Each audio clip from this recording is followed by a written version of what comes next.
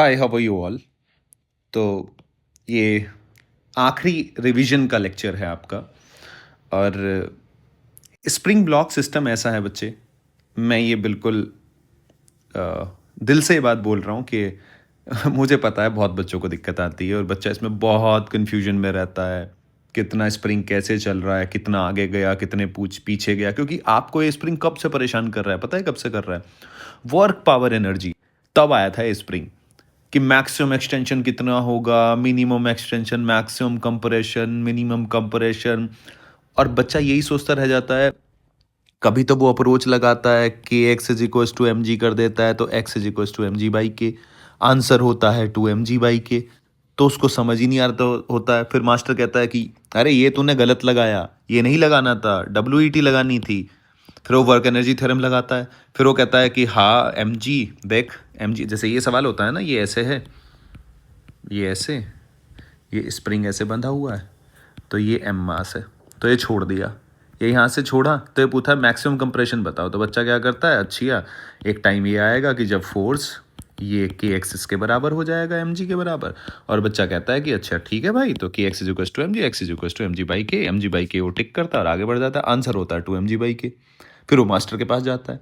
Master कहता है कि तूने गलत किया, अब सही नहीं करेगा तो आंसर सही कैसे आएगा? उसको डांटता हो रहा है और कहता है डब्ल्यू ई टी लगेगी ना इसमें। तो बच्चा कहता है अच्छी है सर डब्ल्यू ई टी, तो सर ये कहाँ लगाऊं, ये कब लगाऊं? तो उसका जीवन इसी चीज में घूमता रहता है, कहाँ कब लगाया जाए। तो आज उन सब सवालों के वर्क पावर से लेके, वर्क वाले चैप्टर से लेके, और एसएचएम का क्या मतलब है, सवाल वही है। तो अब आपको वो दोनों मजा आएगा समझ के कि अच्छा सवाल कैसे चल रहा है, सवाल हो कैसे रहा है। ठीक है, तो पहले मैं आपको छोटी सी बात समझाता हूँ, फिर सारी प्रॉब्लम आपको उस बात का भी जवाब दूंगा जो आंसर, अगर बच्चों आप, बहुत फेमस सवाल है, बच्चा generally answer m g by k ही निकालता है। मैं भी जब बच्चा हुआ करता था मैं भी वही निकालता था। तो हम उसके बारे में सब बातें करेंगे। तो जी कोई दिक्कत नहीं है, आप पहले हम शुरू करते हैं, हम यहाँ से शुरू करते हैं। पेन थोड़ा चेंज कर लेते हैं बच्चे। तो अपने पास ये है, ठीक है जी, ये अपने पास, ये अभी हम पढ़ते आए हैं स्प्रिंग ब्लॉक। ये के है, ये एम मास है, तो आज हम इसी के बारे में बात करेंगे। तो अगर मैं यहाँ बात करूँ इसकी नेचुरल लेंथ पे, नेचुरल लेंथ को मैं आगे एन एल से रिप्रेजेंट करूँगा। ठीक है, तो आप समझ जाना, आराम से समझते रहो, क्योंकि टॉपिक बात रिवीजन की नहीं है, बात है टॉपिक समझ में आना चाहिए। मान लो आप वीडियो देख रहे हो, तो ऐसा होना चाहिए कि घंटा भर आपने अगर वीडियो को दिया तो वर्थ इट हो।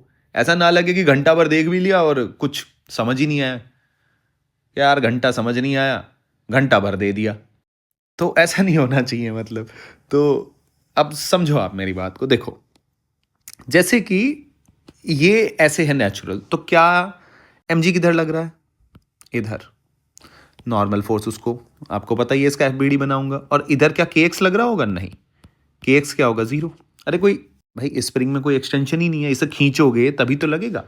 दूसरी बात, खींचने से पहले मैं आपको एक बात बताता हूँ स्प्रिंग के बारे में, बड़ी अच्छी बात। ये सारी वो बातें हैं जो बच्चा गड़बड़ करता है सोचने में। अगर मैं स्प्रिंग को खींचूं, खींच के मैंने ऐसे कर दिया, ठीक है, ये ए पॉइंट है, बी पॉइंट है, स्प्रिंग कहां जाने की कोशिश करेगा? वापस आने की। तो के एक्स फोर्स कहां लगेगा? इधर।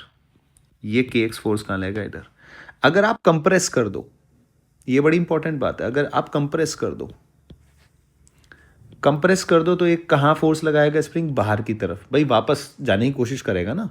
तो ये ऐसे, इस बात का भी आगे जाके यूज करेंगे, पर ये मैंने बता दिया स्प्रिंग के बारे में। थोड़ा आप खुद सोच लो, अगर आप कोई स्प्रिंग है, आप अगर उसको कंप्रेस करते हो, कोई स्प्रिंग है ऐसे, आप सोचो आपने अपने हाथ में लिया, आप इसको, एक बच्चा इधर से और ऐसे दोनों हाथों से ऐसे, ये आपके हाथ हैं, हैंड है आपका, और इधर भी आपका ये हैंड से आप इसको कंप्रेस कर रहे हो, तो ये वापस फोर्स लगाएगा ना स्प्रिंग, बाहर जाने की कोशिश करेगा। तो आपको इसको अगर कंप्रेस करा तो आप अंदर की तरफ फोर्स लगा, तो लेकिन बाहर जाने की कोशिश करता है। तो वो सिनेरियो मैं आपको बताना चाह रहा हूँ। अब आ जाते हैं हम वापस। तो ये क्या है? तुम्हारी मीन पोजीशन। भैया यहाँ नेट फोर्स कितना है बॉडी के ऊपर? जीरो। नॉर्मल ने एमजी को बैलेंस कर रखा है, बढ़िया अपना। और मुझे तो, हालांकि मुझे किससे मतलब होता है भैया? मुझे मेरी कहाँ मोशन हो रही है उससे मतलब है। तो ये ब्लॉक तुम्हारा आराम से यहाँ बढ़िया टिका हुआ है, स्मूथ, उस पर ये क्या है तुम्हारा बच्चे? स्मूथ सरफेस है, इस पे टिका हुआ है और ये बढ़िया है। इधर उधर आप इसको खींचोगे तो ऐसे ऐसे ये सेंस बन रही है दिमाग में कि अच्छा हाँ भाई ऐसे ऐसे चलने वाला है। लेकिन अगर मैं ध्यान से देखूं, इन सारी बातों को ध्यान से देखूं, सोचूं समझूं, तो यहाँ ये मीन पोजीशन है। मीन पोजीशन का मतलब होता है नेट फोर्स 0। तो कंडीशन को फुलफिल कर रहा है नहीं कर रहा है? आप कहोगे हाँ सर कर रहा है। अगर मैं इसको खींच के और यहां कर दूं, ठीक है, कहां फोर्स लगेगा? अंदर की तरफ। भाई स्प्रिंग इसको वापस अपनी पोजीशन, मीन पोजीशन की तरफ खींचने की कोशिश करेगा। आप कह रहे हो हाँ सर। इतनी बात समझ में आती है नहीं आती है? अब यानी कि एक्सेलरेशन किधर होगा? इस डायरेक्शन में। यानी कि मैं लिख सकता हूं कि k x will be equal to m a. और के क्या है यहाँ पे? Spring constant. Spring constant mix मत कर देना अभी, देखो क्योंकि मिक्स करते हैं दो बातें मिक्स होंगी अभी, वो भी आपको समझ में आएगा मैं क्या क्यों ऐसा बोला मैंने। तो यानी कि एक्सेलरेशन क्या आ गया तुम्हारा? एम बाई के। और ये रीस्टोरिंग फोर्स है, तो रीस्टोरिंग फोर्स है तो उनमें नेगेटिव साइन, क्योंकि डिस्प्लेसमेंट इधर है और तुम्हारा फोर्स इधर लग रहा है, तो ये नेगेटिव साइन रीस्टोरिंग, तो वो आप अपने आप से लगा सकते हो। तो माइनस में भी कई बच्चे कंफ्यूज, सर माइनस कैसे लगाऊं? अरे भाड़ में जाए, रीस्टोरिंग है ना, तो ये नेगेटिव साइन रीस्टोरिंग को रिप्रेजेंट करता है। That's it. तो तू खुद से लगा ले। तू क्या कर, तुझे हमेशा पता है कि ये वाला फोर्स ही, इधर वाले फोर्सेस ही ज्यादा होंगे, इसमें से ये वाले फोर्स घटा ले अगर कोई है भी तो। जैसे अभी मैं अगला केस करूंगा और माइनस का साइन लगा दे, तो तेरी वो टेंशन खत्म, क्योंकि रीस्टोरिंग फोर्स है। तो a is equal to minus x. तो ये इक्वेशन आ गई। अब मैं जो इक्वेशन जानता हूं एस एच एम की, ये उससे मैच कर रही है क्या? ये सिंपल हार्मोनिक मोशन को शो कर रहा है नहीं कर रहा है? Minus x. क्या ये एस एच एम है नहीं है? क्या ये एस एच एम है? हाँ हाँ ये एस एच एम है। बच्चे के तुरंत आया कि अच्छा acceleration proportional to minus x, x to the power 1 S H M है। अब एस एच एम में हम क्या पढ़ के आए हैं? माइनस ओमेगा स्क्वायर एक्स, या f is equal to minus k x. यहां पे जो के है वो है एस एच एम कॉन्स्टेंट। क्या है? S H M constant. क्या है? S H M constant. तो ये अलग चीज है और ये के अलग चीज है, ये स्प्रिंग कांस्टेंट है। हम कंपेयर इससे करते हैं ना, अगर ये एसएचएम है तो मैं अब इस कंडीशन से इसको कंपेयर करूंगा, तो मिसमैच मत कर देना। इसीलिए मैं जनरली इस चैप्टर में इसको के डैश ले लेता हूं, ताकि वो थोड़ा फर्क पता रहे कि अच्छा क्या चल रहा है। आप समझ पा रहे हैं मेरी बात? तो आई होप आपको ये बात समझ आ रही होगी कि हाँ भाई क्या चल रहा है। क्लियर है? क्योंकि आपने जितना भी चीजें सॉल्व की हैं वो एसएचएम ऐसे सॉल्व किया है, माइनस के एक्स, ये एसएचएम है और ये एसएचएम कांस्टेंट है। लेकिन यहां स्प्रिंग का फोर्स भी माइनस के एक्स ही है, तो इसलिए सारे रिजल्ट सेम है। तो बच्चा कई बार वो इस के को थोड़ा सा मिसअंडरस्टूड कर जाता है। तो पहली बात, ये कंफ्यूजन दूर हुआ आपका। दूसरी बात, अगर मैं इसको कंपेयर करूं तो कंपेयर करने के बाद मेरा टाइम पीरियड क्या आएगा? T is equal to 2 pi by omega, और ओमेगा यहां से क्या आ जाएगा? Omega will be equal to root m by k. यानी कि टाइम पीरियड आ गया तुम्हारा T is equal to 2 pi root m by k. अब time period of S H M भी जब आप निकालते हो तो यही आता है ना आपका, एम बाई के। लेकिन के यहाँ वहाँ पे एस एच एम कॉन्स्टेंट होता है, एस एच एम कॉन्स्टेंट। यहाँ पे के क्या है? ये स्प्रिंग कॉन्स्टेंट, क्योंकि आप अब स्प्रिंग ब्लॉक की बात कर रहे हैं, तो ये स्प्रिंग कॉन्स्टेंट है तुम्हारा। तो ये तुम्हारा जी, वहाँ हमें पता नहीं था एस एच एम कॉन्स्टेंट था, तो अब मैं प्रॉपर केस पढ़ रहा हूँ, तो इसलिए मैं यहाँ के की वैल्यू होगी ये पे। तो आप कह रहे हो कि हाँ ये मेरे को इतना इतना समझ में आ रहा है कि भैया ये मेन पोजीशन होती है, ये आपने यहाँ से किया, यहाँ से छोड़ा, छोड़ने का मतलब क्या है? अब देखो इसको थोड़ा समझते हैं। टाइम पीरियड तो निकल आ गया, अब थोड़ा इसके बारे में और बात करते हैं, और बात करते हैं, मजा आएगा। ये सारे इसके डाउट दूर हो जाने चाहिए, मतलब ये दिमाग में ऐसा छप जाना चाहिए कि अब बेटा तू कुछ भी आ जा, अब अपन तेरे को ही भुगतेंगे। वो फीलिंग होती है ना, वो फीलिंग तभी आती है हर एक बात आती हो। तो ये एनएल हो गया, ये एमपी हो गया, आपने इसको यहां से छोड़ दिया तो v इज इक्वल टू 0। अब थोड़ा एसएचएम के बारे में बात करते हैं। ये तुम्हारा अगर एमपी है, यहां होती है तुम्हारी ईपी। अब एसएचएम तो ऐसे ही होता है ना, एक्सट्रीम पोजीशन। यहां एफ नेट क्या होता है तुम्हारा? 0। एक्सट्रीम पोजीशन पे क्या होता है? Acceleration maximum velocity 0। यहाँ वेलोसिटी क्या होती है मैक्सिमम और एक्सेलरेशन क्या होता है ज़ीरो। यहाँ तुम्हारा वेलोसिटी क्या होती है ज़ीरो और एक्सेलरेशन क्या होता है मैक्सिमम। आप कहोगे हाँ सर। अब आप ध्यान से समझो, आपने ब्लॉक है, ब्लॉक आपने यहाँ ले जाके यहाँ से छोड़ा। छोड़ने का मतलब है रिलीज किया। रिलीज मतलब इसकी वेलोसिटी यहाँ ज़ीरो है। इसका मतलब इसको मैं कंपेयर करूँगा, कंपेयर विद एसएचएम। समझा बच्चे? मतलब तू कंपेयर कर रहा है तो तेरे को रिजल्ट अब अब दिखेंगे तेरे को। अब ध्यान से देख, जब तूने कोई ब्लॉक यहां से, तो मैं कहूं कि एक्सट्रीम, अब ये V0 का मतलब क्या है? मतलब मैं ये कह सकता हूं, तू कहेगा सर इसको ईपी लिख दो, ये तो एसएचएम है। ये करेगा तो सर एसएचएम, ये हमने प्रूव कर लिया यहां। अब सर अगर ये एसएचएम करेगा तो एसएचएम, तो सर ये हम पढ़ के आए हैं। आप कहोगे हाँ सर समझ में आ रहा है सर, कुछ कुछ बन रही है बात। अब सर इसका मतलब आप ये कहना चाह रहे हो कि ये देख, ये यहां से छोड़ा, ये ईपी है, तो ये भी तो क्या बनी, ईपी ही तो बनी, क्योंकि यहां भी वेलोसिटी जीरो है, ये वेलोसिटी जीरो है। अरे समझ रहे हो? यहां से अगर तुमने वेलोसिटी जीरो है, यहां से इसको छोड़ दिया तो इधर मूव करेगा, तो दूसरी ईपी कहां होगी? उतनी ही दूर। भैया एम्पलीट्यूड तो बराबर ही होता है ना, प्लस माइनस ए। अगर ये प्लस ए है तो ये माइनस ए है, ऐसे ही तो होता है। अगर ये x is equal to zero है तो ए इधर जाएगा और ए इधर जाएगा, ऐसे ही तो जाता है ना। अगर मैं इसके एसएचएम की बात करूं तो ऐसे जाएगा, ऐसे जाएगा, ऐसे जाएगा, पूरा एक चक्कर। यानी कि चक्कर कैसे होता है? T/4, T/4, T/4, T/4, तब जाके टोटल T बनता है। आना जाना आना जाना, डबल फ्रीक्वेंसी, काइनेटिक एनर्जी की भी और पोटेंशियल एनर्जी की। याद आया? Double frequency. चलो खैर मुद्दा वो नहीं है, मुद्दा एसएचएम का है। अब यहां से यहां तक आपने कितना खींचा था? आपने खींचा था ये, मान लो जी x0, तो इधर भी अंदर कितना जाएगा? ये x0। भाई आपने मान लो ये ऐसे ब्लॉक रखा हुआ है, बढ़िया, ये मीन पोजीशन है, अब मीन पोजीशन के अबाउट ही तो करेगा, तो आपने x0 खींचा, खींच के छोड़ दिया तो इधर तक आएगा। तो अब सवाल अगर मैं आपसे ये पूछ लूं कि ये वाला सिस्टम है, अब सवाल ऐसे आ जाए, अब देखना आप, मजेदार बात आप देखना, अगर सवाल में यही बना दूं, आप खुद बनाओ आप सवाल कि सर हम बनाते हैं सवाल। जिस दिन आप खुद बनाना सीख जाएंगे ना कि अच्छा सर ऐसे ऐसे कर लो, ऐसे भी क्या दिक्कत है, कुछ भी कर लो सर, आप अपने मन से सवाल बना लो। ये है के है, ये 2 kg का ब्लॉक है, ये 100 न्यूटन पर मीटर है, ये 2 kg का है बच्चे, ये अभी अपनी नेचुरल लेंथ पे है।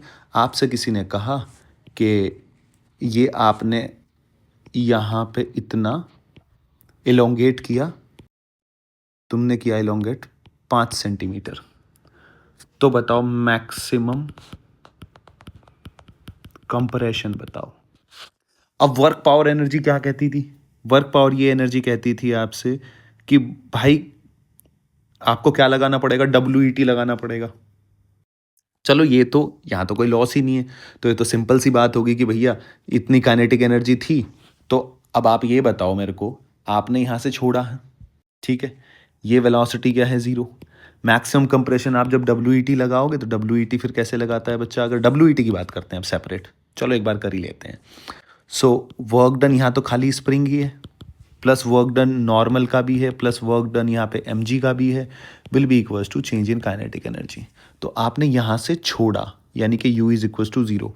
तो आप क्या करते हो? मास्टर आपको सिखाता है कि मैक्सिमम कंप्रेशन कब होगा बच्चे? मैक्सिमम कंप्रेशन तब होगा जब ये कभी यहाँ जाके रेस्ट पे रुक जाएगा, यानी कि फाइनल भी जीरो हो गया, यानी कि ये तो आ गया जीरो, यानी कि W, और ये मैक्सिमम कंप्रेशन मान लिया आपने x डैश। अब देखना, आप ध्यान से सुनना, और ये मान लिया x खींचा, तो आप WET में कितनी झंझट करते हो? mg कहाँ लग रहा है? ऐसे। डिस्प्लेसमेंट कहाँ है? इधर। एंगल कितना बना? 90, तो जीरो। वर्क डन n का जीरो, क्योंकि नॉर्मल कहाँ है बच्चे? यहाँ, तो यहाँ भी डिस्प्लेसमेंट इसके लिए भी इधर है। चलो अब स्प्रिंग का क्या बचा?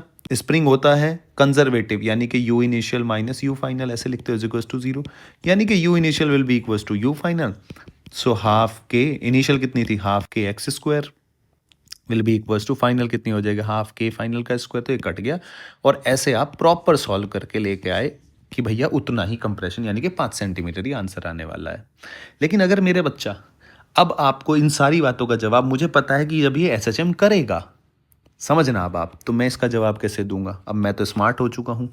ये है मेरा एमपी, ये है मेरी मीन पोजीशन, ये है मेरी ईपी एक्सट्रीम पोजीशन। अगर मैंने यहाँ से छोड़ा है तो भैया उतना ही अंदर जाएगा ना, तो कंप्रेशन भी तो उतना ही होगा। ईपी दूसरी, भाई दो ईपी बनेगी ना, एक यहाँ और एक यहाँ, तो जितना एम्पलीट्यूड है एम्पलीट्यूड तो बराबर मीन पोजीशन के अबाउट एसएचएम करेगा ना, और आपको पता ही है एसएचएम करता ही है। तो आई होप आपको समझ में आया होगा कि क्या मैं आपको क्या बातें कहना चाह रहा हूँ, क्या स्प्रिंग की बातें मैं आपको बताना चाह रहा हूँ। अब आ जाते हैं अगली चीज़। ये हुआ इतना ही है बस। ये अब थोड़ा सा, अब हम इसको थोड़ा सा बदलते हैं, जहाँ बच्चे को ज़्यादा दिक्कत आती है, जहाँ बच्चे को लिख देते हैं अपन, जहाँ बच्चे को बहुत ज़्यादा दिक्कत आती है। अभी आप समझोगे कि मैं क्या बात कहना चाह रहा हूँ। दिक्कत की क्या बात है, मतलब हॉरिजॉन्टल तो चलो ठीक था सर, वो तो आसान था। अब बच्चे को जो समस्याएं पैदा होती है ना, वो होती हैं जब इसको वर्टिकल कर देते हैं। तो अपन ने क्या किया, ये स्प्रिंग ब्लॉक ऐसे लटका दिया। ये है तुम्हारी एनएल नेचुरल लेंथ, अभी कोई वो नहीं है, ये एम मास है। अब हम इसको देखते हैं इसके साथ होगा क्या क्या। अब सबसे पहला काम है, पहला काम एमपी ढूंढना, मीन पोजीशन ढूंढना, सबसे पहला काम है। ये के हो गया, ये एम जी हो गया। तो मीन पोजीशन के लिए आप क्या करते हो, एफ नेट आपका 0 होना चाहिए। ठीक है जी। अब अगर आप ब्लॉक के ऊपर देखो तो यहाँ क्या लग रहा है, एम जी लग रहा है, और ऊपर कोई फोर्स है नेचुरल लेंथ पे नहीं, तो इसका मतलब ये नीचे मूव करेगा। तो इसका मतलब मुझे इतना तो समझ में आ रहा है, इतना तो मुझे समझ में आ रहा है कि अगर मैं बात करूं, ये इलोंगेट होना शुरू होगा, शुरू होगा, शुरू होगा ऐसे, तो ये कहाँ कहीं यहाँ चला जाएगा, और ये के एक्स तो बढ़ना शुरू हो गया, तो मैं इसको एक्स नॉट मान लेता हूँ। और ये स्प्रिंग का फोर्स बढ़ रहा है, बढ़ रहा है, और एक टाइम ऐसा आया कि k x not M G के बराबर हो गया। तो ये तुम्हारी मीन, भाई मीन पोजिशन कैसे ढूंढोगे, ऐसे ही तो ढूंढोगे। तो यानी कि x naught will be equals to m g by k. आपकी मीन पोजीशन कहाँ चली गई, यहाँ पे चली गई। अभी रिजल्ट देखना आप, रिजल्ट कितना अच्छा आएगा, और वो आपको जीवन भर के लिए याद करना है, ठीक है। पर वो समझ में आ जाए तो मजा आएगा। तो हुआ क्या है, देखो यहाँ पे कोई फोर्स लग रहा था, के एक्स क्या था 0, खाली नीचे फोर्स लग रहा था, तो क्या ये मीन पोजीशन होगी? भाई यहाँ पे तो तुम्हारी मीन पोजीशन क्या थी, यहाँ तो कोई फोर्स नहीं था, इधर भी तुम्हारा के एक्स क्या था 0, इधर भी क्या था, तो कोई भाई मोशन तो ऐसे ही होगी।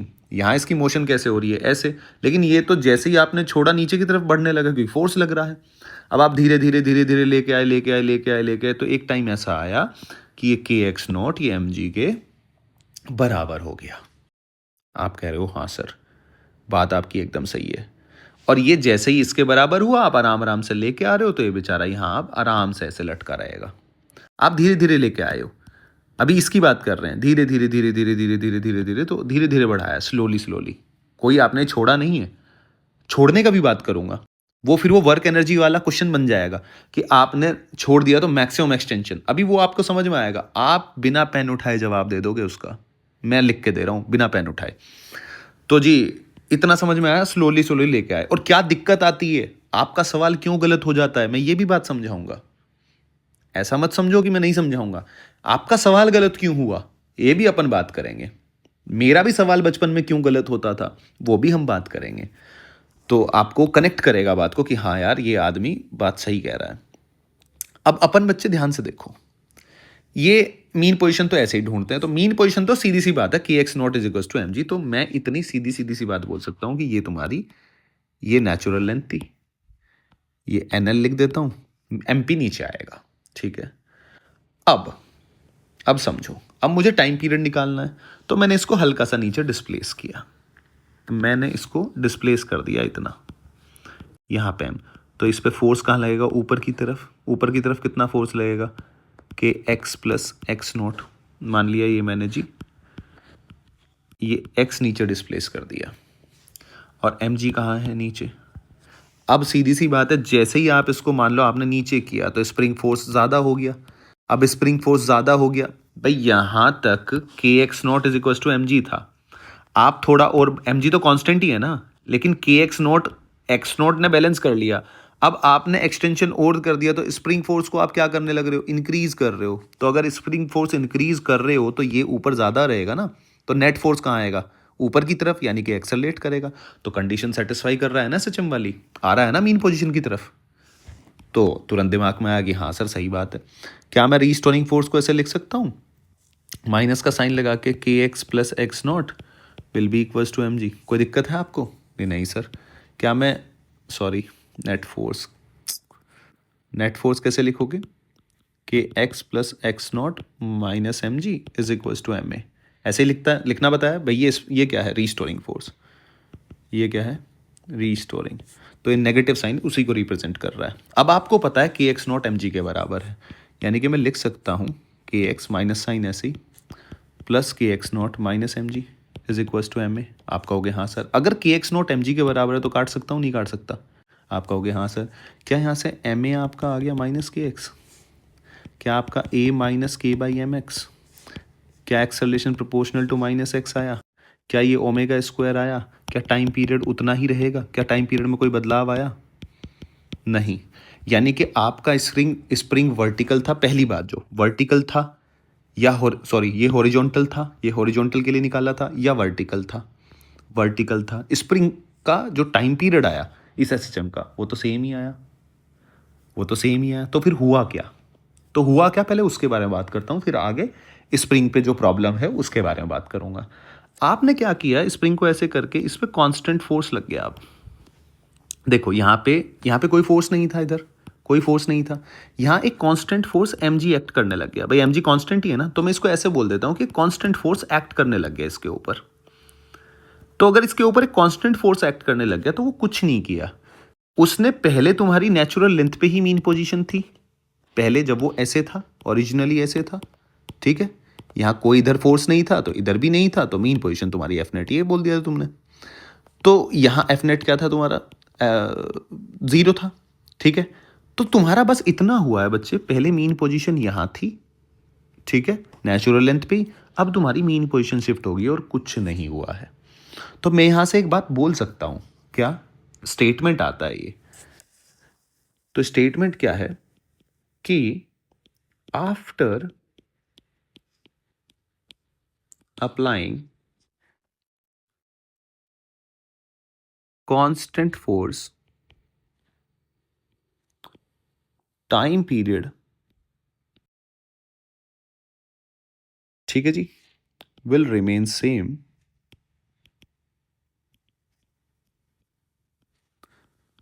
Only mean position will change. मतलब ये है, अरे भाई पहले पहले जब हम ऐसा सिंपल वाला ये पढ़ रहे थे तो यहाँ नेचुरल लेंथ के अबाउट ऑक्सीलेट कर रहा था, अब बस यहाँ ऑक्सीलेट करने लग जाएगा, क्या दिक्कत है यहाँ ऐसे। मतलब ये अलग अलग पेज पे हो गया तो आप समझ लेना, ऐसे ऐसे, ये मीन पोजीशन, ये मीन पोजीशन, ठीक है। तो इसलिए बच्चों को थोड़ा सा कंफ्यूजन हो जाता है क्या चल रहा है। अब इस तरह के सवाल कितने टाइप के हो सकते हैं और आपके सामने आएंगे और आपको परेशान करेंगे, तो अपन पहले ही सारे टाइप, जैसे कि कांस्टेंट फोर्स, अब समझो, जैसे कि पहला केस आ गया, ऐसे दे दिया आपको, अब आपको पागल कैसे बनाएगा वो, क्योंकि और आप तो तेज हो, अब आपको समझ में आ गया। यहाँ कांस्टेंट फोर्स अब कितना, पहले mg लग रहा था, अब mg साइन थीटा लगेगा। क्या चेंज होगा सर, समझ में आ गया, मीन पोजीशन चेंज होगी, टाइम पीरियड चेंज नहीं होगा, क्योंकि क्या है, कांस्टेंट फोर्स लग गया। तो एक ये केस हुआ। दूसरे केस के बारे में बात करते हैं।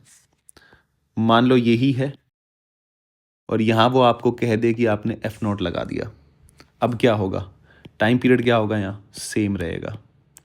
ये क्या है, कांस्टेंट, आपने फोर्स अप्लाई कर दिया, क्या चेंज होगा, खाली एमपी। सीधी सी बात है ना, अगर ये एफ नोट है, अब एफ नेट जीरो के लिए तो के एक्स आना चाहिए ना कुछ, तो यहाँ मीन पोजीशन कितनी शिफ्ट हो जाएगी, तो आप वो भी निकाल सकते हो, k x naught is equals to f naught, यानी कि x naught is equals to f naught by k, यानी कि मीन पोजीशन कितनी शिफ्ट हुई।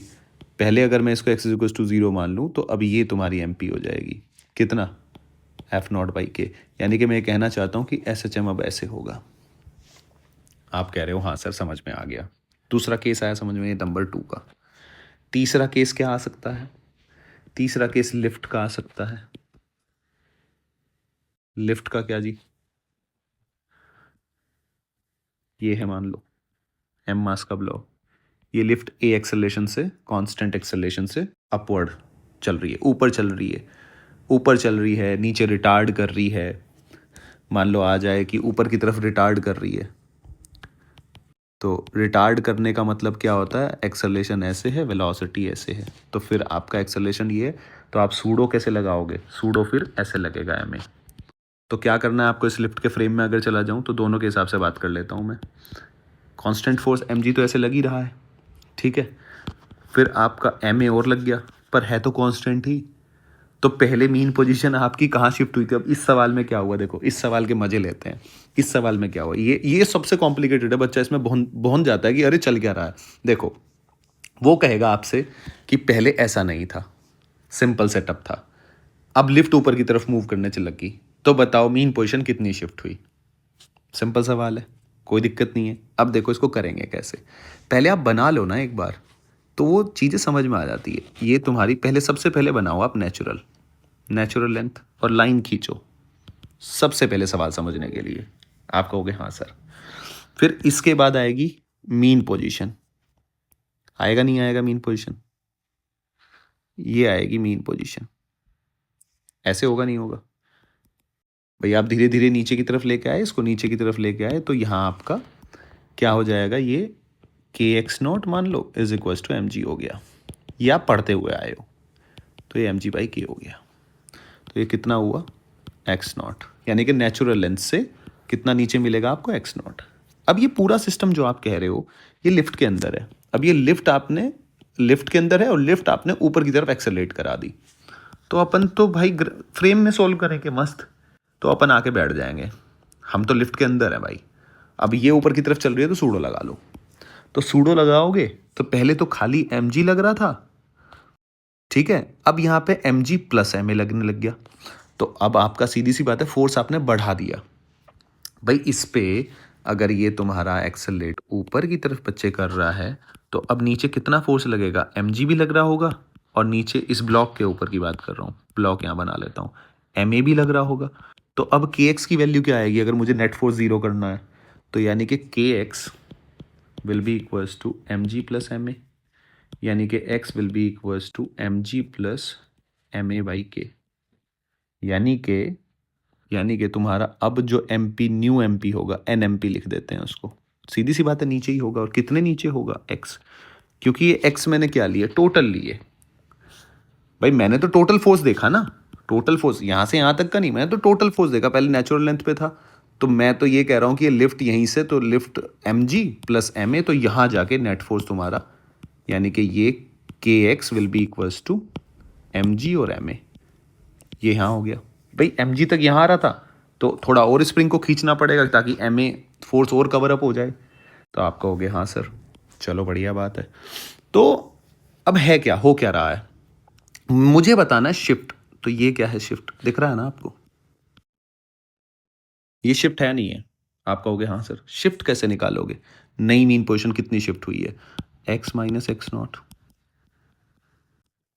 दिख गया नहीं दिख गया, एक्स कितना है, एम जी बाई के प्लस एम ए बाई के, एक्स नॉट पहले कितना था, एम जी बाई के, भाई एक्स नॉट ये रहा ना, एक्स नॉट यहाँ से उठा लो, सो एम जी बाई के कट गया, सॉरी एम जी बाई के कट गया, और ये, अरे दोनों ही एम जी बाई के लिख दिए क्या मैंने, एम ए बाई के, यानी कि आपका शिफ्ट कितना है, एम ए बाई के, ये आपका आंसर आया। क्या आप मेरी बात समझ पा रहे हो, लेकिन इस सारी कहानी में क्या टाइम पीरियड चेंज हुआ, नहीं, बस ये है, पहले एम जी था तो ऑक्सीलेशन ऐसे होगा इसके अबाउट, एस एच एम जो करेगा वो इसके अबाउट करेगा, मीन पोजीशन के अबाउट करता है ना। अब जब लिफ्ट ऑन कर दी, ठीक है, ऊपर की तरफ जा रही है, अब एस एच एम ऐसे करेगा, तो आपने बस एस एच एम किस पॉइंट के अबाउट हो रहा है, आप बस वो पोजीशन चेंज करते जा रहे हो कांस्टेंट फोर्स से, और कुछ चेंज नहीं कर रहे आप। तो आई होप आपकी ये बातें समझ में आ रही होंगी कि मैं क्या समझाना, और कैसे कर सकते हो आप, और कैसे चेंज कर सकते हो, मान लो सवाल वाला और आपको क्या कह सकता है, जैसे कि इलेक्ट्रोस्टैटिक में भी आपका सवाल आता है, आपने किया होगा, जैसे ये है, अब आप तुरंत जवाब दे दोगे, ये एम है, इसके ऊपर क्यों चार्ज है, आपने इलेक्ट्रिक फील्ड ऑन कर दिया, इस डायरेक्शन में कर दो या इस डायरेक्शन में, कोई फर्क नहीं पड़ता, कोई फर्क नहीं पड़ता। ये सिर्फ क्या करेगा, मीन पोजीशन चेंज करेगा। क्या चेंज करेगा, सिर्फ मीन पोजीशन चेंज करेगा। तो टाइम पीरियड यहाँ क्या रहेगा, सेम। सिर्फ क्या चेंज करेगा, चेंज करेगा अभी जो मैंने करके दिखाया, MP mean position. Mean position मतलब पहले किस पॉइंट के अबाउट ऑक्सीलेट कर रहा था, ऑक्सीलेट कह रहा हूँ एसएचएम कर रहा था, ऐसे एसएचएम कर रहा था टू एंड फ्रो, अब ऐसे टू एंड फ्रो करेगा। आई होप कि आपको मेरी बात समझ में आई होगी। हाँ, एक बात और, बच्चे ये सोचते हैं कि अब ये इसके बीच में करेगा। अरे नहीं भाई, इसका मतलब मैं बस इतना कह रहा हूँ, ऐसे भी जा सकता है, क्या पता इतना बड़ा एम्पलीट्यूड, वो तो कितना भी लगाए, वो एक अलग कहानी है अब। लेकिन बात ये है, करेगा इसके अबाउट ऑक्सीलेट। पहले इसके अबाउट कर रहा था, अब इसके अबाउट। दिमाग में बच्चे ये सोच लेते हैं अब यहां तक जाएगा। अरे यहां तक नहीं जाएगा, यहां तक भी जा सकता है, यहां तक भी जा सकता है। ठीक है, मतलब यहां तक भी जा सकता है, यहां तक भी जा सकता है, क्या पता यहां तक चला जाए। वो तो एम्पलीट्यूड की बात है ना, A1 A2 A3। पर हाँ, ऑक्सीलेट इसी के अबाउट करेगा, ऐसे कर रहा है तो। आई होप कि आप मेरी बात ये समझ पाए होंगे कि मैं आपको क्या कहना चाह रहा हूँ, कि मीन पोजीशन शिफ्ट होती है अगर कांस्टेंट फोर्स लगाते हैं। केस सारे सेम है, देखो सारे केस सेम है, वो बस आपको कंफ्यूज करने की कोशिश करता है। ये बात दूर हुई। अब अगली प्रॉब्लम बच्चे की जो आती है, आगे बढ़ते हैं हम चैप्टर के अंदर। तो अगली प्रॉब्लम जो आती है वो आती है ये सवाल। अब वर्टिकल वाले ही मैं सारे केस यहीं पे डिस्कस कर लेता हूं, ताकि विद द फ्लो वो सारी बातें हमारे कवर अप हो जाएं। तो अब आपके मतलब आप कोई भी डाउट आपका बचेगा नहीं, ये मैं आपको गारंटी दे रहा हूं। तो जी ऐसे है। अब बच्चा ये सवाल करता है और इसमें इसको इतनी गड़बड़ें होती हैं, और अभी हम जानेंगे कि गड़बड़ क्यों हुई। ये सवाल बड़ा फेमस सवाल है। ये यहाँ से रिलीज कर दिया, ये कहता है आपको कि ये रिलीज कर दिया, तो आपसे पूछता है मैक्सिमम कंप्रेशन बताओ, ऐसे।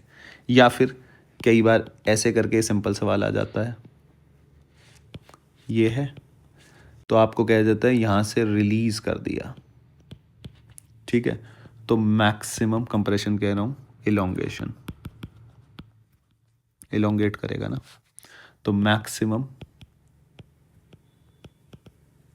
इलोंगेशन बताओ। ऐसे करके सवाल आपसे पूछा जाता है। अब इसमें क्या होता है, बच्चा क्या सोचता है और क्या गड़बड़ करता है, पहले अपन वो बात कर लेते हैं। बच्चा क्या कहता है, मैक्सिमम इलोंगेशन, तो यानी कि जब फोर्स इक्वल हो जाएगा तो यहाँ के एक्स करता है, और यहाँ एम जी का, तो k x is equals to m g, तो x will be equals to m g by के, और ये करके और ऑप्शन टिक कर देता है, जबकि आंसर है इसका टू एम जी बाई के। सेम वो इसके साथ करता है, सेम अप्रोच, और बच्चे का सवाल गलत हो जाता है। फिर बच्चे को पता चलता है थोड़ी देर बाद जाके कि सर ने बोला था डब्ल्यू लगानी है। डब्ल्यू लगाता है वो, तो उसका आंसर सही आ जाता है। डब्ल्यू का मतलब है कि भैया मैक्सिमम मान लो वो एक्स नीचे गया, तो मास्टर बोलता है कि डब्ल्यू यानी कि वर्क डन बाई, यहाँ कौन कौन वर्क कर रहा है बोलो। बच्चा कहता है सर एम कर रहा है। अच्छा, और कौन कर रहा है, सर स्प्रिंग है, वर्क डन बाई स्प्रिंग। भाई स्प्रिंग है ना, ये देखो ना, ये टेंशन किससे अटैच है, स्प्रिंग से है ना, तो बेसिकली स्प्रिंग का वर्क है ना ये, टेंशन तो इंटरनल हो गया तुम्हारा। तो बच्चा कहता है ठीक है sir, as equals to change in kinetic energy, तो पहले भी चेंज इन काइनेटिक एनर्जी यानी कि रिलीज किया है, तो फाइनली भी तो कहीं जाकर रुकेगा, तभी तो मैक्सिमम कंप्रेशन, मैक्सिमम एलोंगेशन निकालोगे आप। तो बच्चा कहता है हाँ सर, तो ये जीरो हो गया। फिर वो कहता है बताओ पोटेंशियल एनर्जी कितनी डिक्रीज हुई, करने का तरीका, क्योंकि और शॉर्ट कर देता है वो, ऊपर से नीचे आ रहा है, ग्रेविटेशनल फील्ड की तरफ चल रहा है, तो पोटेंशियल एनर्जी डिक्रीज होगी नहीं होगी। वो कहेगा हाँ सर, कितनी डिक्रीज हुई, एम जी एक्स, डिक्रीज हुई नहीं हुई। वो कहेगा हाँ सर, ठीक है।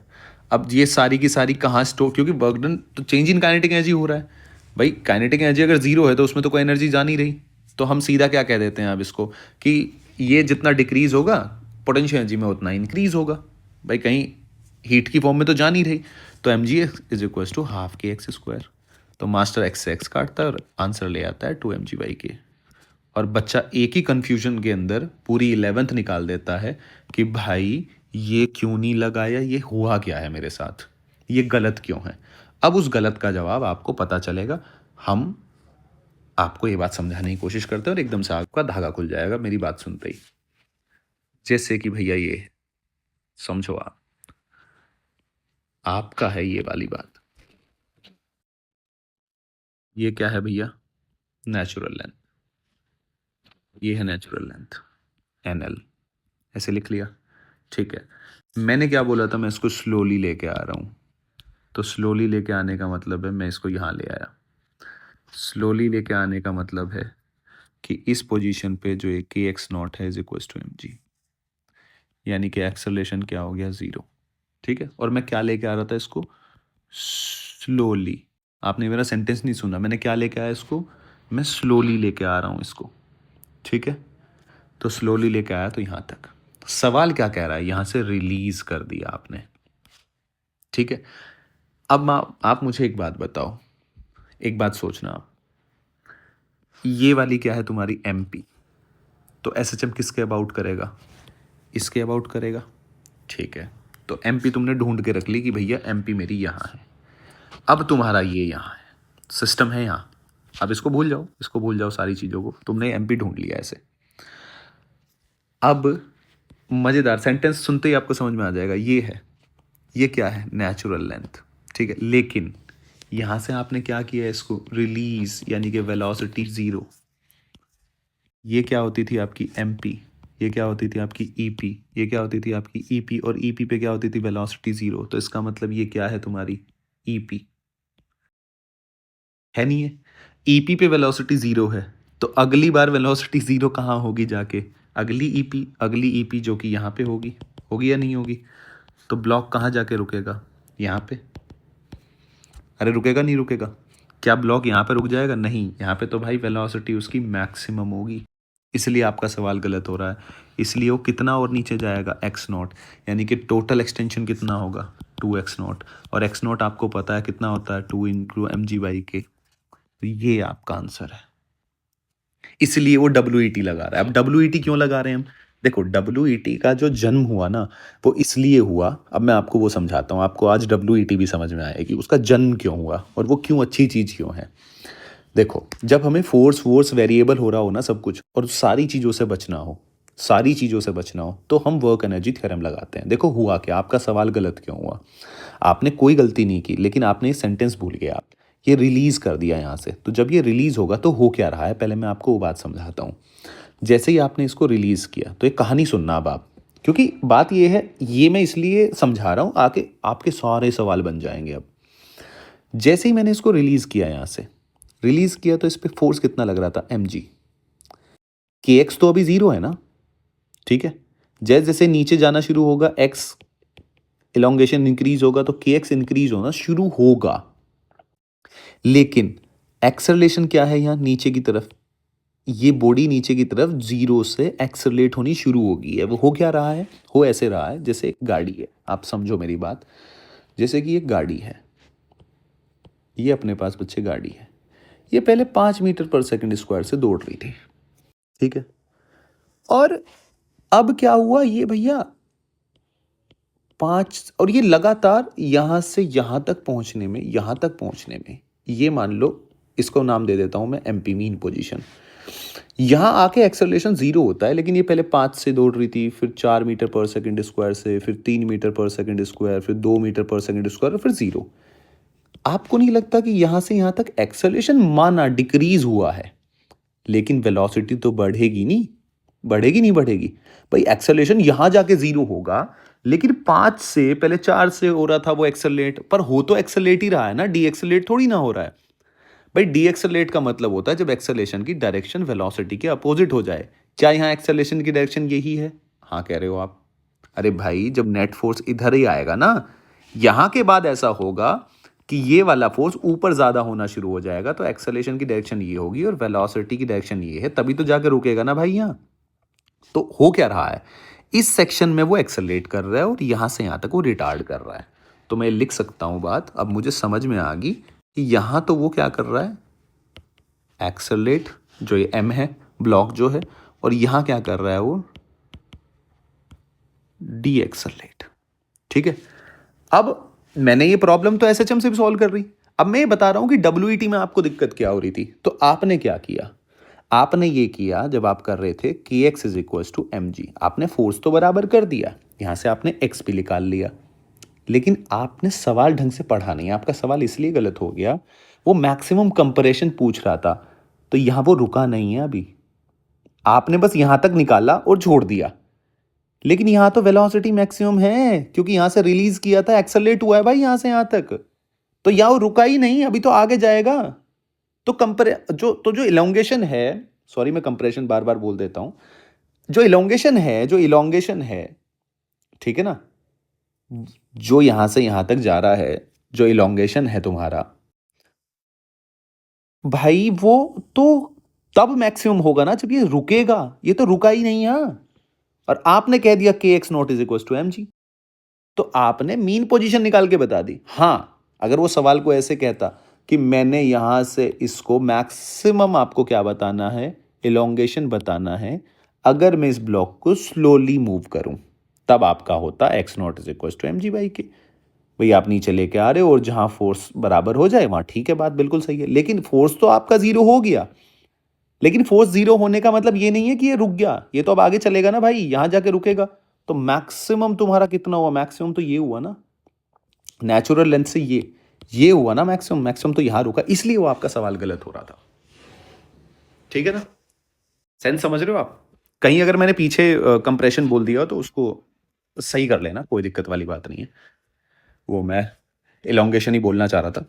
ठीक है ना, तो ये आप थोड़ा सा ध्यान रखना, मतलब मेन बात है मुद्दे की, कॉन्सेप्ट समझाने की। तो ये आपको समझ में आया आप गलती क्यों कर रहे थे, क्या गलती हो रही थी। तो असल में क्या है, ये जो रिलीज जब आपने किया है ना, तो रिलीज करके ये हो रहा है, अगर मैं डब्ल्यू न्यूटन्स लॉज की बात करूं, तो हो ये रहा है कि ये नीचे बढ़ा। अब देखो हो गया, डब्ल्यू क्यों लगा रहे हैं सर, वो क्यों नहीं लगा, देखो यहाँ पहले एक्सेलरेट हुआ, यहाँ फिर डी एक्सेलरेट हुआ। आपको नहीं लग रहा कि गंध मच जाएगी अगर मैं एनएलएम लगाऊंगा तो? एनएलएम मतलब पहली बात तो इक्वेशन ऑफ मोशन लग नहीं सकता, क्योंकि एक्सेलरेशन क्या है, वेरिएबल है, यहाँ इंक्रीज हो रहा है, डिग्री कांस्टेंट तो है नहीं, तो इक्वेशन ऑफ मोशन तो गई। अब आप मेरे को इंटीग्रेशन लगाना पड़ेगा। आपको नहीं लगता इंटीग्रेशन लगाओगे तो गंध मच जाएगी? हो जाएगा, लेकिन गंध मचेगी नहीं मचेगी? आप कहोगे हाँ सर बिल्कुल सही बात है। तो इसीलिए डब्ल्यू का जन्म हुआ। डब्ल्यू ने आपका काम आसान कर दिया, यहाँ वेलोसिटी ज़ीरो, यहाँ वेलोसिटी ज़ीरो, आपको टेंशन लेने की ज़रूरत ही नहीं है। और बीच में किसका वर्क हुआ है, यानी कि work done is equal to change in kinetic energy. अब मुझे एक्सेलरेशन वैक्सेलरेशन के बारे में घट रहा है बढ़ रहा है कोई सोचने की ज़रूरत नहीं है, फाइनल इनिशियल और वर्क, दैट्स इट। असल में हो तो यही रहा है ना सब, आप काम कर रहे हो वही तो काइनेटिक एनर्जी में कन्वर्ट हो रहा है। तो यहाँ जीरो, तो काइनेटिक एनर्जी जीरो होगी, काइनेटिक एनर्जी जीरो हुई तो तुम्हारा क्या हुआ, वर्क डन, यानी कि पोटेंशियल एनर्जी में कितना चेंज हुआ, work done by m g plus work done by spring is equal to zero. तो आप क्या करते हो, आप ऐसे लिखते हो, देखो मैं बताता हूँ आपको, ये भी कंजर्वेटिव है, तो you initial minus you final, इसके लिए आप रेफरेंस लेते हो, तो मानो आपने रेफरेंस यहाँ ले लिया, तो इनिशियली कितनी थी तुम्हारी, इनिशियल क्या थी तुम्हारी, एम, यहाँ से एम जी एक्स, फाइनली क्या होगी जीरो, ये तो पोटेंशियल एनर्जी आ गई, plus kinetic energy, spring energy final कितनी हुई जी तुम्हारी, यानी कि फाइनल हो गया तुम्हारा you initial minus you final, you initial minus you final, इसको भी, ये भी तो कंजर्वेटिव है ना, तो यू इनिशियल तो जीरो था, नो नो इलोंगेशन था भाई, ये नेचुरल लेंथ पे था ना, इनिशियली तो नेचुरल लेंथ पे था, फाइनली कितना हो गया ये, हाफ के एक्स, ये elongation half k x square, यानी कि ये फाइनली माइनस का साइन आ गया ना, ये आ गया, तो इधर इज इक्वल टू जीरो, इधर लेके जाओगे तो प्लस का हो जाएगा, तो m g x will be equals to half k x square, x से एक्स काटोगे तो x will be equals to बच्चे two m g by k. I hope कि आपके समझ में आ रहा होगा मैं आपको समझाना क्या चाह रहा हूँ। तो आपका अब जो आप वर्क पावर एनर्जी वाले चैप्टरों में जो गड़बड़ कर रहे थे वो इसलिए गड़बड़ हो रही थी, इसलिए बच्चा इस कंफ्यूज हो जाता है, सर एनएलएम क्यों नहीं लग रहा, sir f is equals to, भाई जो तूने k x is equals to m g लगाया है, जो x naught is equals to m, जो तू खुद बता, क्या तूने गलत किया नहीं किया, क्या वो रुकेगा यहाँ, नहीं भाई, एक्सेलरेट करता हुआ है, तूने यहाँ से रिलीज कर दिया। तो तू इसको एसएचएम से सोच, अब सवाल कितना आसान हो गया, ये एमपी है मीन पोजिशन भाई, k x naught is equal to m g, तो यहाँ से एक चीज़ तो फिक्स होगी कि x naught is equal to इतने नीचे, तेरा ये पता चल गया। अब जो ये तेरी नेचुरल है तूने यहाँ से रिलीज किया, तो असल में ये ईपी है, अगर मैं इसको कंपेयर करूँ एसएचएम वाले से, तो ये ईपी पे वेलोसिटी जीरो होती है, तो ये ईपी है, तो ईपी मीन पोजीशन से उतनी ही दूर, भाई एम्पलीट्यूड तो सेम ही रहेगा ना, तो इसका मतलब ये एम्पलीट्यूड मिल गया एसएचएम का, और ये एम्पलीट्यूड भाई ये इतना ही नीचे जाएगा, तो ये 2a हो गया, और a कितना है तुम्हारा एम जी बाई के, यानी कि कितना नीचे जाएगा 2a, तो आपको मैक्सिमम इलोंगेशन सीधा मिल गया, हो गया ना आपका सवाल आसान। तो इस तरीके से इन सारे बातों के जवाब दिए जाते हैं।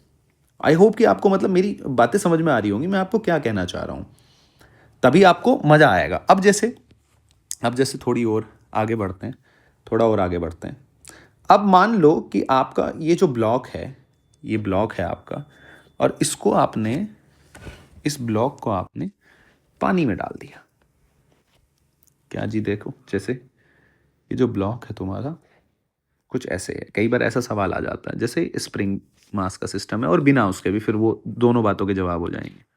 ऐसे है और ये ऐसे है, इसमें भी बड़ा कंफ्यूजन होता है बच्चों को। अब इसको हम निकालने का एक्स्ट्रा फोर्स से निकालेंगे। जैसे कि मैं पहले यहाँ वो तरीका बता देता हूँ। जैसे मैंने यहाँ किया था, तो मैं यहीं पहले वो तरीका बता देता हूँ, उसके बाद चीज़ें करेंगे हम। आप अगर देखो यहाँ सेकंड मेथड, अगर मैं मेथड सेकंड यूज़ कर लूँ, वो कैसे? अगर आप ध्यान से देखो यहाँ, सॉरी कहाँ पे टाइम पीरियड कहाँ निकाला था अपन ने, यहाँ निकाला। तो यहाँ हो गया हमारा मेथड सेकंड। तो ये अगर आप ध्यान से देखो बच्चे, यहाँ तक तो फोर्स बैलेंस ही था। इसके बाद असल में जो ये फोर्स बढ़ा है, कितना फोर्स बढ़ा? के एक्स। मान लिया मैंने एक्स इलोंगेट किया है, ये जो एक्स, ये जो एक्स, तो कितना फोर्स बढ़ा है? के एक्स। असल में ये जो एक्स्ट्रा फोर्स है, इसी की वजह से तो अब ये ऊपर चलने की कोशिश कर रहा होगा भाई। के एक्स नॉट जब तक लग रहा था तब तक तो यहाँ बैठा हुआ था आराम से। आपने नीचे खींचा और तभी तो देखो ये के एक्स नॉट कट भी गया, तो इसका तो कोई यूज ही नहीं है। तो अल्टीमेटली ये एक्स्ट्रा फोर्स जो है मीन पोजीशन से जब आपने खींचा उसको नीचे, तो उस एक्स्ट्रा फोर्स से मतलब है मुझे। तो अगर मैं सीधा ही लिख दूं f extra force is equal to कितना है जी, माइनस के एक्स, और ये इज इक्वल टू मैं एम ए ले लूँ, तो क्या दिक्कत है? तो मेरा काम सीधा, देखो सीधा आंसर आ गया मेरा। तो मैंने और आसान कर दिया, यानी कि मीन पोजीशन से कितना बढ़ाया वो एक्स्ट्रा फोर्स। तो अब वो हर जगह आपका सवाल है, उतना बड़ा आपको सवाल लिखना नहीं पड़ेगा। अब जैसे ये है, ये मैंने मान लिया कि ये L/2 इधर डूबा हुआ है, ये रो एल है, ठीक है। इसका एरिया अपन ने ए मान लिया। आप कहोगे हाँ सर। अब अपन क्या करना चाह रहे हैं वो समझो आप। आपने इसको नीचे पुश किया कितना, लेट्स सपोज एक्स। अगर एक्स पुश किया तो बायोन्सी बढ़ा होगा। बायोन्सी कितना बढ़ा होगा भैया? बायोन्सी तो सीधी सी बात है ना, जितना वॉल्यूम डिस्प्लेस होगा उतना ही बायोन्सी इंक्रीज होगा। तो मैं लिख सकता हूँ रो इनटू वॉल्यूम डिस्प्लेस। एक्स नीचे गया तो उतना ही वॉल्यूम डिस्प्लेस निकाल लो, तो ए इंटू एक्स इंटू जी। आप कह रहे हो कोई दिक्कत नहीं है। और बायोन्सी कहाँ लग रहा है? एफ बी ऊपर की तरफ। इस पे एम जी कहाँ लग रहा है? नीचे की तरफ, ठीक है। लेकिन ये जो एम जी वगैरह है तो कांस्टेंट फोर्स है, इससे मुझे कोई मतलब नहीं है। मुझे उससे मतलब है जो एक्स्ट्रा फोर्स चेंज हुआ है। तो एक्स्ट्रा फोर्स एक तो इसकी वजह से आएगा जब आप मीन पोजीशन मान लो एमपी से नीचे किया आपने, ठीक है। अब दूसरी बात समझो आप। अब भैया एक स्प्रिंग भी है, ये भी वेरिएबल है, ये भी खड़ूस है, तो ये भी एक्स चेंज हो जाएगा। तो यानी कि जो एक्स्ट्रा फोर्स आया, एक्स्ट्रा फोर्स, और दोनों ऊपर की तरफ है, तो एक्स्ट्रा फोर्स कितना आया? के एक्स प्लस रो ए एक्स इंटू जी। अरे मानते हो नहीं मानते हो? एक्स्ट्रा फोर्स ये आया। अब ये एक्स्ट्रा फोर्स ही तो उसको ऊपर एक्सेलरेट कराएगा मीन पोजीशन से नीचे, जैसे मैंने पहले वाला केस बताया, ठीक है। सिमिलरली यानी कि अगर मैं यहाँ एक्सेलरेशन की बात करूँ बेटा, तो ये कितना आ जाएगा तुम्हारा, अगर अपन इसको लिखने की कोशिश करें। सो ये या f net is equal to k x ही कंपेयर कर लो, बार बार क्या वो करना। F net is equal to, sorry, f is equal to, भाई ये भी तो लिख सकता हूँ ना मैं, क्या टेंशन लेनी। K dash x, S H M की ये इक्वेशन लिख लो, माइनस के डैश एक्स, ये एस एच एम की ले लो। तो एक्स कॉमन ले लो यहाँ से, के डैश क्या आ गया? के स्प्रिंग कांस्टेंट, स्प्रिंग लिख दिया, प्लस रो ए जी। आगे नहीं आ गया? तो टाइम पीरियड कितना आया? T is equal to 2 pi root m cylinder का mass divide by k dash, यानी कि के डैश बोले तो के एस प्लस रो ए जी। रो मतलब rho of liquid. I hope कि आपको ये बात समझ में आ रही होगी कि मैं आपको क्या कहना और बताना चाह रहा हूँ। अब देखो यहाँ से दो दो सवालों के जाओ इजीली। मान लो सिंपल स्प्रिंग की बात करो तो लिक्विड ज़ीरो हो गया, तो टाइम पीरियड क्या आ गया? पहला केस, टाइम पीरियड कितना आया तुम्हारा? T is equal to 2 √m/s, ये तो आप जानते ही थे। दूसरा केस, अगर मान लो स्प्रिंग ना हो तो, स्प्रिंग ना हो तो सिंपल ऐसे, कई बार ऐसा केस आ जाता है ऐसा कि ऐसे एक सिलेंडर है, ऐसे है, अगर मैंने इसको डिस्प्ले या इसका टाइम पीरियड, इसको हल्का सा डिस्प्लेस कर दिया नीचे, तो टाइम पीरियड बताओ। अब आप टाइम पीरियड का क्या करोगे? टाइम पीरियड तो भैया बता देंगे। तो ये टाइम पीरियड का क्या आ गया? के एस ज़ीरो हो गया, तो T is equal to 2 pi root m mass of solid divide by rho liquid into a into g. Solid के लिए क्या करोगे? Rho of solid into volume, volume क्या होता है, एरिया इंटू लेंथ, ठीक है। तो टी इज इक्वल टू क्या हो जाएगा, जनरली इस फॉर्म में आंसर दिया होता है। अगर मैं इसकी एल लेंथ मान लूँ तो रो लिक्विड और ये रो एस, तो ये कितना हो जाएगा, और इसका एरिया अगर ए मान लूँ तो ये हो जाएगा rho s into a into l upon rho l a g, a से ए कट गया, तो ये कितना हो जाएगा 2 pi under root rho s by rho l, ठीक है जी, इंटू एल और ये जी, ये टी इज इक्वल टू, तो इस फॉर्म में कई बार आपको आंसर देखने को मिल जाता है। आई होप कि आपको समझ में आ रहा होगा कि मैंने आपको क्या टाइम पीरियड निकालने के ऊपर एक्स्ट्रा जो फोर्स वाली बात बताई है वो बड़ी इंपॉर्टेंट है बच्चे। तो ये इस बातों का आप यूज़ करो, और आप सीधा अगर फार्मूला भी ये याद रखते हैं, ये बड़ा बड़ा बेहतरीन फार्मूला है ये आपके सारे काम आसान कर देगा। इस तरह के सवाल भी बन जाएंगे, और स्प्रिंग वाला है तो इस तरह के सवाल भी आपके सारे बन जाएंगे। अब हम थोड़ी देर हम वर्टिकल स्प्रिंग के ही सारी चीज़ें कवर अप कर लेते हैं, फिर स्प्रिंग को काट लेंगे और स्प्रिंग को फिर कॉम्बिनेशन पढ़ लेंगे, और ऐसे ऐसे करके हमारा सारा ये हो जाएगा। अब इस सवाल को अगर देखा जाए, ताकि अब आपके सारे जो वर्टिकल वाली प्रॉब्लम है, अब देखो चीज़ें कैसे बदलती हैं और बच्चा जो कंफ्यूज होता है, आप सवाल पढ़ो और सवाल पढ़ के जितना आपको आता है या जो बेसिक्स हैं, बेसिक्स पे हिट करने की कोशिश करो।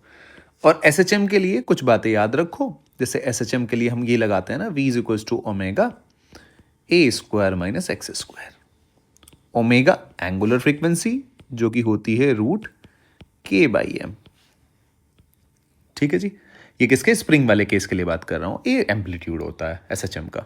अब इससे हम सवाल सॉल्व करेंगे। देखो पहली लाइन पढ़ो आप, पहली लाइन आपको दे रखी है कि if the block is in equilibrium, जो ब्लॉक है वो इक्विलिब्रियम में है, यानी कि मैं ये मान लेता हूं, मैं ये कह देता हूं बात कि ये तुम्हारी पूरा प्रॉपर, यानी कि ये मेरी कुछ नेचुरल लेंथ होगी प्रॉपर, अगर मैं सॉल्व करना चाह रहा हूं। फिर अगर इक्विलिब्रियम में है तो यहां कहीं होगा, क्योंकि इक्विलिब्रियम का मतलब होता है नेट फोर्स का जीरो होना। तो आप कहोगे हाँ सर बात सही है, इसका मतलब ये मास कहीं यहाँ होगा, कितना नीचे होगा, एक्स नॉट नीचे होगा, ये आप निकाल के आई हो, और ये क्या होगी आपकी मीन पोजीशन, यानी कि एक्स नॉट विल बी होगा आपका एम जी बाई के। आप मेरी बात से बिल्कुल एग्री करेंगे। तो ये सिचुएशन है। अब हुआ क्या है, यानी कि ये जो ब्लॉक है ये तुम्हारा यहाँ है, कह रहा है कि if the block is in equilibrium initially, तो ये इनिशियल कंडीशन है, इनिशियल तुम्हारा ब्लॉक यहाँ है। ये ऐसे है सवाल, जो सवाल दे रखा है ना ये आपको, मतलब ये तुम्हारी एमपी है, लेकिन मैं उसको भूल जाता हूँ, मैं इसको भी भूल जाता हूँ, इसको भूल जाता हूँ भी। मैं पहले ये देख लेता हूँ एमपी का मतलब क्या है, तो मैंने मतलब समझ लिया। तो यानी कि अब मेरी बुलेट, अब मेरा सवाल ये हो गया है, इसको अगर मैं ऐसे लिख दूँ कोई दिक्कत थोड़ी ना है। अब मैं इसको ऐसे लिख देता हूँ, ये मेरी बुलेट है और ये वी नॉट और सेम मास की है, मास सेम है। अब ये बुलेट आके हिट कर रही है इसको, then find out amplitude of oscillation after the collision if the bullet gets embedded in the block। मतलब ये इसको हिट करती है और इसके अंदर बढ़िया अपना बैठ जाती है जाके, तो एक्सटर्नल फोर्स तो है नहीं, तो कंजर्वेशन ऑफ मोमेंटम तो लगेगा। तो सीधी सी बात है, आफ्टर कोलिजन पहले तो मैं COLM लगा लूँ भाई, जब ये इसको हिट करेगा तो आप ये दोनों एक साथ मूव करेंगे, तो कंजर्वेशन ऑफ लीनियर मोमेंटम क्या कहता है, COLM, यानी कि m v naught will be equals to m plus m into v, ठीक है। यानी कि v will be equals to, ये तो दोनों बराबर मास हैं, तो ये कितना हो जाएगा v नॉट बाई 2। यानी कि पूरा सिस्टम, जब ये बुलेट भी इसके अंदर चली गई ऐसे, तो ये सिस्टम तुम्हारा कितने से चल रहा होगा, v नॉट बाई 2 से। ये कहानी है। लेकिन जैसे ही वो बुलेट इसके अंदर गई, क्या मास चेंज हुआ, नहीं हुआ। पहले आप सवाल समझो, सवाल क्या है। सवाल ये है कि भैया ये ऐसे है, ये बुलेट इसके अंदर चली गई। अब बुलेट जब इसके अंदर चली गई तो मास कितना हो गया इस ब्लॉक का, 2m। क्या मीन पोजीशन यही रहेगी, आपके तुरंत दिमाग में, नहीं भाई मीन पोजीशन तो अब चेंज होगी। तो अब मीन पोजीशन कहाँ बनेगी, तो मीन पोजीशन सीधी सी बात है कहीं यहाँ बनेगी, नीचे। नीचे क्यों बनेगी, ऊपर क्यों नहीं बनी भाई, यहाँ भी तो बन सकती थी। अरे यहाँ इसलिए नहीं बनी क्योंकि मास बढ़ गया ना भाई, तो बढ़ गया। पहले क्या था यहाँ, k x is equals to m g था, k x is equals to m g था, नहीं था, ये के एक्स नोट था। आपने अब एक और एम जी नीचे की तरफ फोर्स बढ़ा दिया, तो इसको स्प्रिंग फोर्स को भी तो बढ़ना पड़ेगा ना भाई, नेट फोर्स जीरो होने के लिए। तो इसका मतलब सीधी सी बात है कि ये तुम्हारा ये इतना ज़्यादा शिफ्ट हो गया, ये क्या हो गया, शिफ्ट हो गया मीन पोजीशन। और ये तुम्हारी एनएमपी लिख लेता हूँ मैं, न्यू मीन पोजीशन। आप कहोगे हाँ सर, तो यानी कि अब तुम्हारा ऑक्सीलेशन इसके अबाउट होगा, होगा या नहीं होगा? आप कहोगे हाँ सर, बिल्कुल सही बात है। अब ये जो तुम्हारा है, ये टोटल कितना है जब आप निकालोगे? ये है जी 2 mg/k, है नहीं है? अरे भाई न्यू एमपी आप निकालोगे तो कैसे निकालोगे? ऐसे ही तो निकालोगे ना। अगर ये मैं एक्स मान लूँ, यानी कि न्यू मीन पोजीशन कैसे निकालोगे? K x will be equal to total mass कितना है, 2 mg। अब 2 mg बैलेंस करना है आपको, तो x is equal to 2 mg/k। इसका मतलब शिफ्ट भी कितना हुआ? शिफ्ट हुआ आपका mg/k का। क्यों? क्योंकि ये इतनी है, ये कितना है, mg/k है ना पहले इनिशियल, mg/k एक्स नॉट, तो ये शिफ्ट भी इतना हुआ। अब मज़ेदार देखना आप, मुझे क्या निकालना है, फाइंड आउट एम्पलीट्यूड। तो अब मैं अपनी न्यू एमपी पता चल गई मुझे, इसके अबाउट ऑक्सीलेशन करेगा, मैं एसएचएम लगा सकता हूँ। मेरे पास इक्वेशन आई, v is equal to omega under root a square minus x square, यानी कि v स्क्वायर को लिखा जा सकता है ओमेगा स्क्वायर ए स्क्वायर माइनस एक्स स्क्वायर। आप कहोगे हाँ सर, v मुझे पता है। अब देखो, ये मेरी मीन पोजीशन हुई, मेरा पार्टिकल कहाँ है, यहाँ कितनी दूर है मीन पोजीशन से, x, मुझे तो वही पता होनी चाहिए, x मेरे को पता है mg/k, लिख लो, जो जो पता है वो लिख लो। तो मेरा x कितना हो गया, mg/k, ठीक है। लेकिन जैसे पहले ये यहाँ से छूट का, तो यहाँ u इज इक्वल टू 0 था, तो मैं क्या मान ले रहा था उसे, EP। क्या ये आप EP कह सकते हो इसको? ये जो पुराने वाली MP है, क्या ये EP है क्या? नहीं भाई, यहाँ वेलोसिटी कितनी है, v0/2। पहले वाले सवालों में क्या हो रहा था, मजेदार बात क्या थी, यहां देखो आप, मजेदार बात इसमें क्या थी, ये एमपी थी और ये तुम्हारी नेचुरल, तो यहां से आपने छोड़ा था u इज इक्वल टू 0, तो इसलिए आप इसको ईपी बोल रहे थे। क्या आप यहां भी ईपी बोल सकते हो? बच्चे क्या करते हैं ना, इसको ईपी बोल देते हैं, जो गलती करते हैं। अरे भाई ईपी नहीं है, अब ये बीच में कहीं पोजीशन है, तो एम्पलीट्यूड मुझे भी नहीं पता अब उसका कितना, क्या पता यहां तक जा रहा हो, क्या पता ये अब एसएचएम जो करे यहां तक जाए फिर आए, क्या पता ऐसा हो, क्या पता ऐसा भी हो। लेकिन हाँ, एम्पलीट्यूड ये तो नहीं हो सकता, क्योंकि अभी तो वेलोसिटी भाई क्या है, 0 थोड़ी ना है यहाँ, तो वेलोसिटी कहीं ऊपर ही 0 होगी। यहाँ तो v0/2 देखो इंक्रीज होगी ना, तो ये जरूर पता है एम्पलीट्यूड इससे तो बड़ा ही होने वाला है। क्लियर है? अब कैसे निकालेंगे? कुछ नहीं करेंगे, वेलोसिटी कितनी है जी तुम्हारी, v0/2 का स्क्वायर कर सकते हो। ओमेगा कितना है जी तुम्हारा? अब ओमेगा में बच्चे गड़बड़ कर देते हैं, एसएचएम कौन कर रहा है? एसएचएम कर रहा है, अगर मैं यहां बना दूं, ये 2m मास कर रहा है, नहीं कर रहा है? कौन कर रहा है? 2m मास कर रहा है ना, तो इसका निकालोगे ना ओमेगा, जो एसएचएम कर रहा है उसी का तो एसएचएम। अब बच्चे क्या कर देते हैं, ये k/m लिख देते हैं। अरे k/m तो पुराने वाला है ना भाई, इसके लिए है। एसएचएम कौन कर रहा है? ये 2m कर रहा है ना, तो इसका लिखो ना आप। तो क्या लिखोगे आप, अंडर रूट k/2m। ये सब मैं गलतियां बता रहा हूं जो आप गलतियां करते हो, क्या नहीं करनी। अरे भाई नया एसएचएम, अब नया एसएचएम तो नए एसएचएम के बारे में बात करेंगे ना। तो एसएचएम पता चल गया अब आपको कि ये एसएचएम है, v0/2 से ऐसे घूम रहा है, बात खत्म। इससे ज्यादा और क्या, इससे ज्यादा ना मुझे पता है ना कुछ है। तो ओमेगा क्या हो गया, k/2m, ए स्क्वायर माइनस एक्स स्क्वायर कर लो।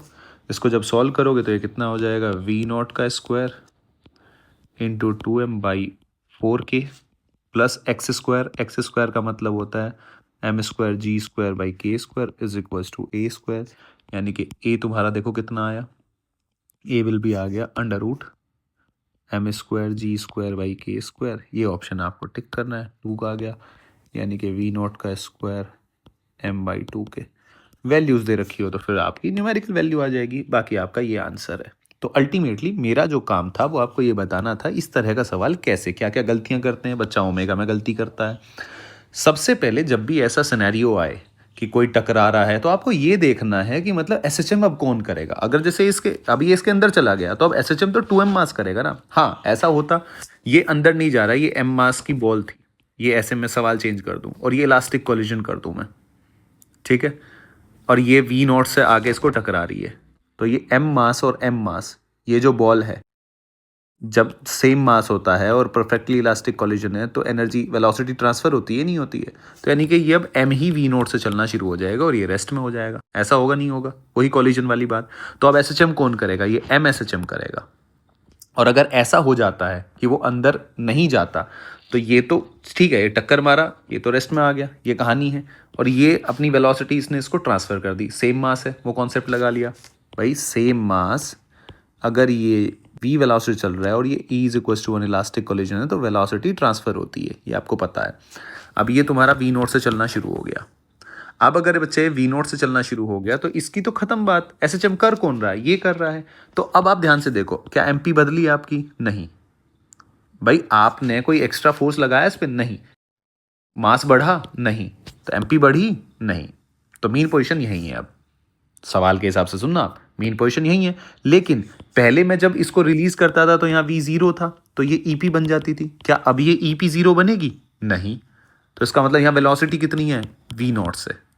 अब फिर से आप v is equal to A square, sorry omega square, A square minus x square omega, ये इक्वेशन, यानी कि इस इक्वेशन का आप इस वाली इक्वेशन का फिर से इस्तेमाल करेंगे। अब की बार ओमेगा आपका रूट के बाई एम ही रहने वाला है, क्योंकि यहाँ तो आपका मास ही चेंज हो गया ना, तो इसलिए आपको चेंज करना पड़ा, नया एसएचएम बन गया। अब की बार कुछ नहीं बना। अब क्या है? अब कई बार बच्चे सोचते हैं कि एम्पलीट्यूड क्या होगा। सीधी सी बात है, ये जो एम्पलीट्यूड है, ये जितनी भी लेंथ है, इससे तो ज़्यादा ही होने वाला है। क्यों? अगर ये इलास्टिक कोलिजन करेगा तो इस टाइम पे इस पे वी नोट है, वेलोसिटी क्या है? V naught. तो कहीं ऊपर ही तो जीरो हुई होगी ना, तो यहीं कहीं ईपी होगा। तो इसका मतलब ये वाली मुझे ये एक्स डैश निकालनी है, इसमें मैं इंटरेस्टेड हूँ, ये तो मुझे पता ही है। तो वो कैसे निकालूं मैं? तो वो निकालने के लिए फिर ये तुम्हें ये इक्वेशन होती है, तो इसमें आपको ये सोचने की जरूरत नहीं है ये कैसे निकालो, सीधा ही एम्पलीट्यूड आ जाता है आपका। तो ये इस तरह से प्रॉब्लम आपको समझ में आनी चाहिए कि मतलब मैं करने क्या वाला हूं। जब आप उस चीज को थोड़ा एनालाइज करोगे ना अच्छे से, तो आपको सारी चीजें का थोड़ा एहसास होगा। अब जैसे अगला सवाल है, अगला सवाल मैंने इसीलिए लिया है, ये क्या कह रहा है एक बार आप सवाल पढ़ो। सवाल कह रहा है दो मास हैं m1 और m2 के, are suspended together by a massless spring of constant K. चलो ये कहानी सही है। When the masses are in equilibrium, जब ये इक्विलिब्रियम में है, जब ये किस में है? इक्विलिब्रियम में। तो मैंने मीन पोजीशन बना ली, तो ये मैं इक्विलिब्रियम सीधा लिख लेता हूं, ये मैंने मीन पोजीशन लिख ली। आपको कोई दिक्कत? आप कहोगे नहीं। अब हुआ क्या? हुआ क्या? m1 को आपने रिमूव कर दिया। जब आपने मास रिमूव कर दिया, मास क्या कर दिया आपने? रिमूव कर दिया। ये पोजीशन थी, आपने m1 रिमूव कर दिया, ठीक है। अब आपने m1 अगर यहां से रिमूव कर दिया तो अब बचा कितना खाली? उसके साथ अटैच कौन सा है? खाली m2 है। क्या आप मेरी बात समझ पा रहे हैं? अगर उसके पास खाली m2 अटैच है और ये रेस्ट में है, अभी सिस्टम रेस्ट में है, इक्विलिब्रियम में है, आपने ये m2 को जैसे सवाल में m1 रिमूव कर, तो ये मत सोचना है कैसे हटा सकते हैं, वो हटा दिया उसने, वो आपको टेंशन नहीं लेनी उसकी। तो ये मेरी मीन पोजीशन थी। तो अब आप मुझे बताओ मीन पोजीशन नीचे जाएगी या ऊपर जाएगी? आप मास डिक्रीज कर रहे हो, तो k x is equal to पहले था ये एम जी के बराबर था, आपने मास डिक्रीज कर दिया तो के तो कांस्टेंट, तो एक्स भी तो डिक्रीज होगा, तभी तो एफ नेट जीरो होगा। तो इसका मतलब ये ऊपर की तरफ शिफ्ट होगा। चलो इतना समझ में आया। तो इसका मतलब न्यू मीन पोजीशन जो जाएगी, वो न्यू मीन पोजीशन कहीं यहाँ चली जाएगी। लेकिन कितनी होगी मीन पोजीशन?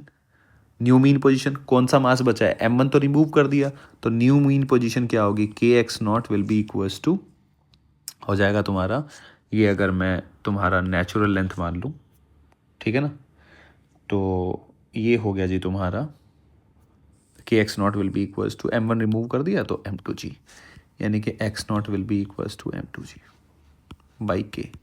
समझ रहे हो? ये तुम्हारा नए वाला आ गया, यानी कि ये तुम्हें पता चल गया जी कितना? m2g बाई के, ठीक है। और ये कितना था पहले? आप कहोगे ये था m1 plus m2 by g, sorry m1 plus m2g। अब तो मैं सीधा लिख सकता हूँ ना, आपके समझ में आ रहा होगा। पर इनिशियल ये था क्योंकि दोनों मास लगे हुए हैं, आपने m1 रिमूव कर दिया, तो अब तो खाली m2 के हिसाब से आपको निकालनी पड़ेगी, पर निकालोगे तो नेचुरल लेंथ से ही ना भाई पोजीशन। अब आप ध्यान से देखो, अब आपका सवाल क्या बन गया। अगर मैं इस सवाल को थोड़ा सा एसएचएम से करना है ना, मुझे क्या निकालना है? मुझे निकालना है विदाउट डिस्टर्बिंग द सिस्टम, ठीक है, द एम्पलीट्यूड ऑफ वाइब्रेशन। अब एम्पलीट्यूड पूछ लिया तो अब समझना आप क्या हुआ। पहले तो मैं इसको ऐसे बना लेता हूँ, ये दिखाने के लिए ऐसे है, लेकिन अपन तो आसानी पैदा करते हैं चीज़ों में।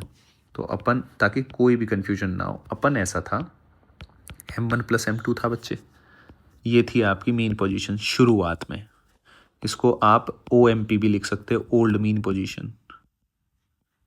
आपने क्या किया, मास घटा दिया, मास घटा दिया M1, तो खाली कौन सा बचा, M2। ये आपकी आ गई न्यू मीन पोजीशन। ठीक है। अब SHM कौन करेगा, SHM तो भाई स्प्रिंग तो इसमें बंधी हुई है ना, SHM तो ये करेगा, इसकी मीन पोजीशन कहाँ है, यहाँ है, तो इसके अबाउट SHM करेगा। लेकिन कहानी समझो, आपने जैसे ही यहाँ से M1 गायब किया, M1 गायब किया, तो ये मूव ऊपर की तरफ करना शुरू करेगा। लेकिन अभी क्या है, इनिशियली ज़ीरो पे है, नहीं है।